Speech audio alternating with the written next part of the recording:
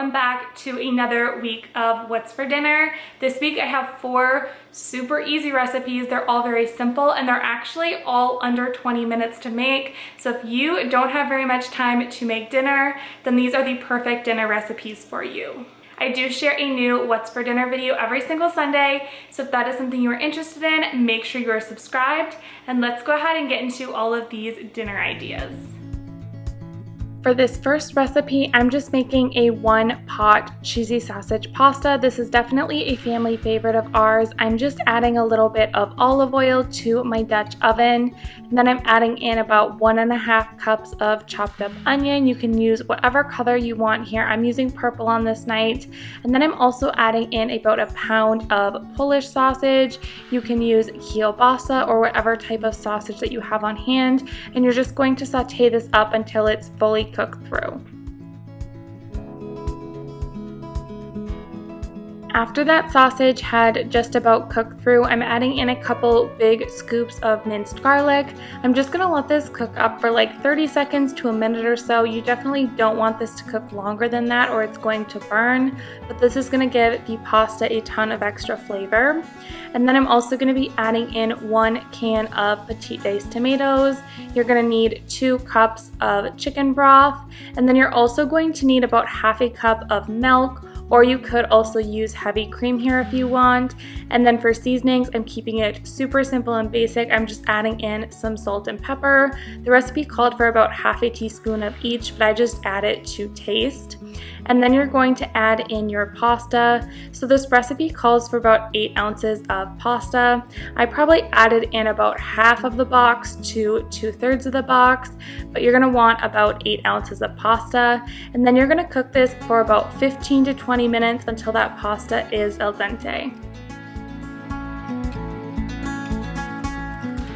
Now that the pasta has completely cooked through, I did decide to add in a little bit more salt and pepper. I didn't add very much before. And then I'm also adding in about 1 cup of cheese. This is gonna make this very cheesy and delicious. This is almost like a glorified mac and cheese with some sausage in it. It's super good and definitely very kid-friendly. So if you have kids, I think they would really enjoy this one. I just let that cheese melt down a little bit, and this is what it all looks like. I just served it with a little side salad on the side, and this was a great weeknight dinner. On this next night, I just made some chicken burritos. These were honestly super delicious and also very easy. I'm just starting off with about 1 cup of brown rice in my Instant Pot, and then I'm adding in a little drizzle of olive oil, along with about 1¼ cups of chicken broth. I didn't add any salt this time just because the chicken broth already had salt in it. And then I'm going to pressure cook this on high for about 18 minutes. Once that 18 minutes is done, I'm going to let it naturally release for about 10 minutes, and then it will be good to go. Just fluff it up and it will be the best rice ever. While the rice is cooking up, I'm getting my chicken prepped and ready to go so everything can just get assembled once the rice is done. So for this recipe, I'm using 2 chicken breasts. Mine were pretty big ones, and I'm just cutting them up into chunks. You can do bigger pieces or you can do smaller ones, but I definitely wanted to go for bite-sized pieces here, so that's what I'm doing.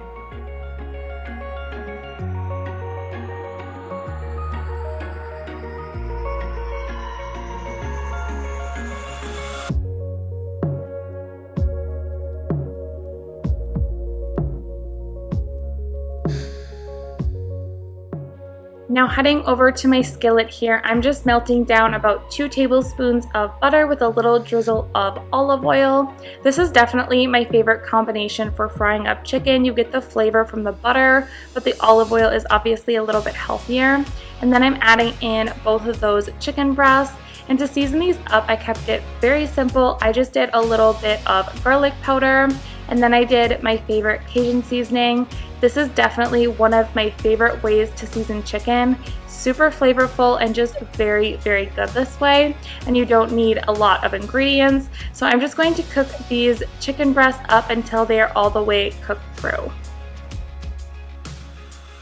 Once the chicken has completely cooked through, I'm ready to assemble my tortilla. So I did use the larger tortillas here, the burrito kind, and then I'm adding on sour cream, of course. Now you can really fill your burrito with any topping that you want, but for mine, I chose to do chicken. I did some black beans, and of course I added on that brown rice. You can add some salsa in there. Of course, you're going to want some cheese. So my husband doesn't like beans on his, so I just left the beans off. But this is a really versatile way that you can really customize these to each of your family members. So like for my husband, I left the beans off. For my kids, my daughter loves beans, but my son does not. So it's just really easy to make these very personal.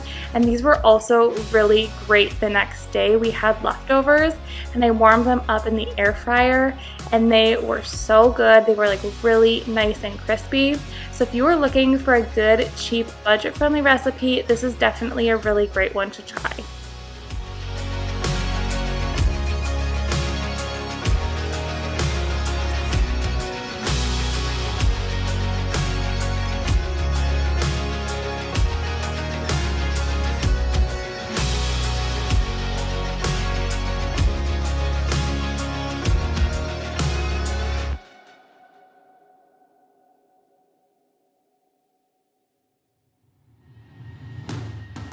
Now to crisp up these burritos, you're going to want to throw them into a pan. I just added them into a clean skillet, or you could also throw them into your air fryer right away. These aren't the most pretty burritos in the world. They definitely got really full, but they had so much flavor. They tasted so good. We all really enjoyed this recipe, and I definitely recommend trying this one out. We really loved this one. For this next dinner, I'm making some air fryer pizzas. These are a really great option if you are just having a busy night. So all you're going to need is some pepperoni or whatever your favorite pizza toppings are. For me, I had some of these pepperoni sticks in our freezer, so I just wanted to get them used up. So I just cut the pepperoni sticks up into some bite-sized pieces, and that was perfect for this little pizza recipe. And you're just gonna throw all of this right in the air fryer. So it's super simple and easy, and the cleanup was also great for this one. So here I have a tortilla. This was the burrito size, but next time I definitely think I would do the medium to make it a little bit easier on myself. And then I'm just adding on some marinara sauce, or of course you could also use pizza sauce, but I just had this on hand that I needed to use up. And then you're just going to add on all of your favorite toppings.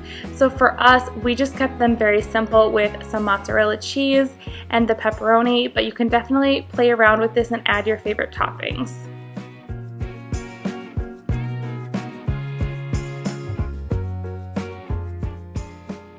I ended up baking these in my Ella Combs air fryer and it worked out absolutely perfect. So I just turned my air fryer down to about 325 degrees and I ended up putting them in there for about 10 minutes. You want to make sure that your tortilla gets nice and crispy and your cheese will be browned on top and bubbly, and these are going to be super great. They're like a very thin crust pizza full of tons of toppings, and we really enjoy these.